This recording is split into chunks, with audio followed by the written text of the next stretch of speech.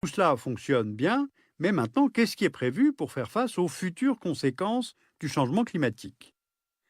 En 2011, à l'initiative du ministère des Infrastructures et de l'Environnement des Pays-Bas, la province d'Hollande méridionale a mis en route ce qui a été baptisé le moteur de sable.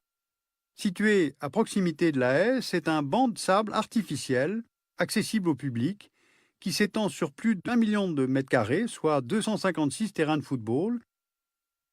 Et son but, c'est de protéger le pays de la montée des eaux en renforçant naturellement le littoral néerlandais. Alors comment ça marche?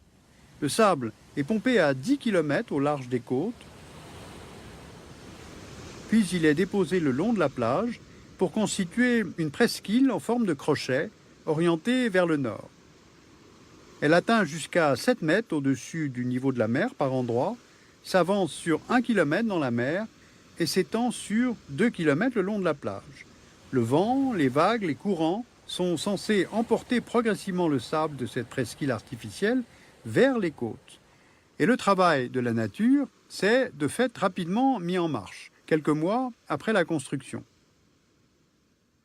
Et d'ici 2025-2030, les 21 millions de mètres cubes de sable seront balayés vers la côte par le vent et les marées. Selon les prévisions, 60% de ce volume est censé partir vers le nord et 40% vers le sud. Et à terme, le moteur de sable va renforcer 10 à 20 km de plage. Et ce, d'une façon moins perturbatrice pour l'environnement qu'un dispositif en pierre ou en béton. Alors le coût de cette première mondiale s'élève à 70 millions d'euros. Si l'expérience fonctionne, elle sera reproduite sur d'autres sections côtières, voire sur l'ensemble du littoral néerlandais, et le système pourrait même s'exporter, de nombreuses délégations étrangères ayant manifesté leur intérêt pour cette réalisation.